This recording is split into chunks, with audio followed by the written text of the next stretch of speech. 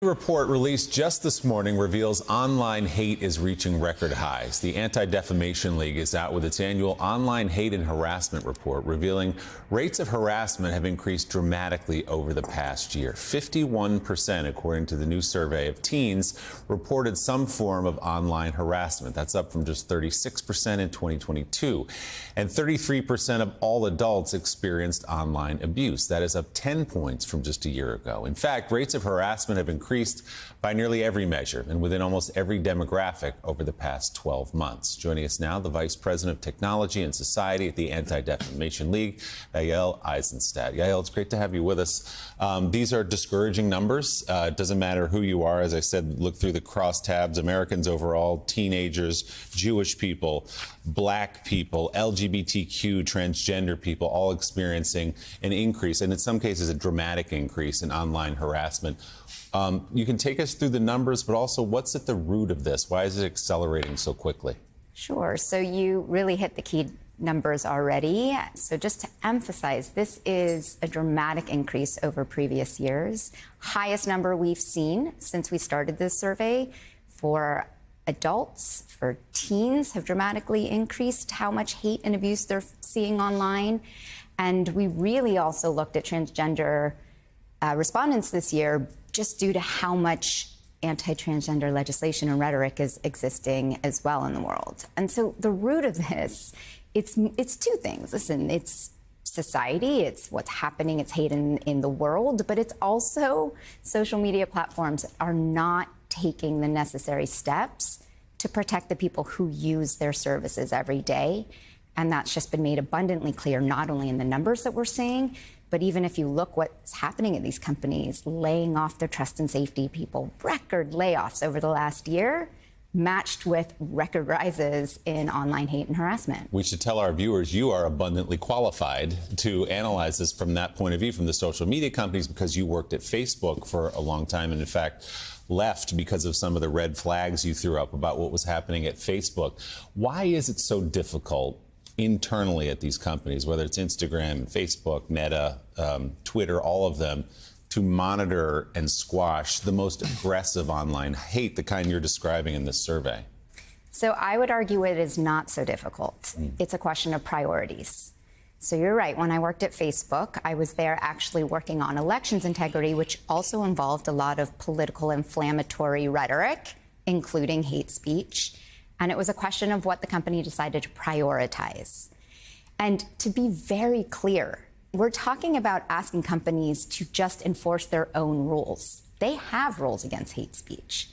And it's just more and more becoming clear that they do not prioritize protecting users. And it's whether it's because it is not profitable to do so, whether it's because they'd rather just sweep it under the rug, or whether it's because there's no actual pressure from government or others to do anything about this. All of those things are contributing to what's happening. So let's talk about Twitter in particular for a moment, where the new regime there, and it's certainly just anecdotally, you could just tell the voices are different on Twitter than they were before Elon Musk took over.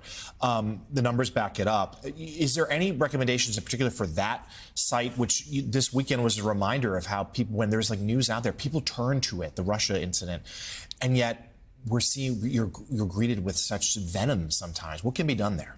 So with Twitter, it's particularly complicated because not only has ownership changed and the rules have changed, and the vast majority of employees who used to work at Twitter, specifically in trust and safety, whose role it was to protect users and enforce these kinds of anti-hate policies, most of them have been fired. And so, yes, numbers rose on Twitter as well. And what we would really like to see is to be explicit about what their anti-hate policies are and how they are going to enforce it. But let's be very clear. There's no true incentive for this company to do that because there's no actual transparency requirements at all from the federal government. So I bring that up because it's not a question of saying government should say what is or is not online. But at the very least, we should demand that there is transparent reporting from these companies showing us, did you enforce your policies that you have told users are what you are going to protect us against when we use your platforms. And Claire McCaskill, for whatever reason, there hasn't been that will in Congress to really push hard on this. In fairness, there are some senators on both sides actually trying to get legislation through to do some of the things that Yael is talking about, but just hasn't made it very far. Well, Congress has been particularly bad at regulating tech. Partially, that is because tech has moved so quickly, it's hard to keep up with it. Partially because they don't have the expertise in government that is necessary to actually do a good job regulating. But let's talk a minute about the legislation. I know there's a piece of legislation that would limit the ability to use algorithms on teens and younger children in order to remove them from the dangerous cycle of ugly that is so profitable in these social media companies. Can you speak about that legislation and how well are the various groups that care about this and parents that care about this, how well are they doing at lobbying the members of Congress to really put pressure on them? So when it comes to lobbying, I'll start there and work backwards. There is no way to be as resourced as the big tech lobby itself. I want to be very clear. It's astronomical numbers for the tech lobby. That said, I do think that we need to have parents and everyone who cares about these issues make sure that they make it a priority when they're talking to their lawmakers. I mean, I want to really put this in context. You know, at the Anti-Defamation League, we have been tracking anti-Semitic incidents for over 4 decades. And this past year was the highest rate we have seen since we've been monitoring those numbers. So this is not just happening in a vacuum. We know that online hate, whether it be targeted at teenagers, adults, Jewish people, Muslims, Black people, LGBTQ plus people, all of whom we studied in this particular report, that starts us marching down a dangerous path to real world violence. I mean, you only have to look at Pittsburgh, at Poway, at Buffalo, at Club Q. All of those mass shooters were exposed to this kind of hate and conspiracy theories online. So I would just hope that more people in society would pressure their lawmakers to, at the very least, figure out how do we put some sort of guardrails so that the companies that claim they're protecting us actually do. This all sounds very dark and depressing, and some people throw up their hands and say the social media genie's out of the bottle, there's nothing we can do. But I think what they should focus on, and you make clear in the report, is there are solutions. There's a way to get at that. Maybe not to solve it completely, but we don't have to accept that our teenage girls, our teenage daughters are depressed and have bad self-image because of social media. We don't have to accept that all these groups you just laid out are just going to be harassed, because that's the way it is. There are solutions, and you lay them out in your report.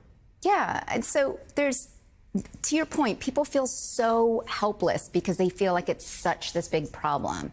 But I'll give you granular examples of things that can be done. For years, we have been recommending basic ways to design your platforms to actually support targets of abuse. Let people report the abuse, actually respond to the reports. The companies will tell you they're too big, it's too hard. Again, it's just not their priority. We also, if people don't know what doxing is when someone puts your own personal information up online to try to incite harm against you. We've been working across the country with states to pass anti-doxing legislation. We would love to see the federal government step up and create anti-doxing legislation as a tool to protect people. There are different things we can do that don't just rely on the platforms themselves doing things out of their own goodwill. Well, this is a big issue. We appreciate your focus on it in this new report.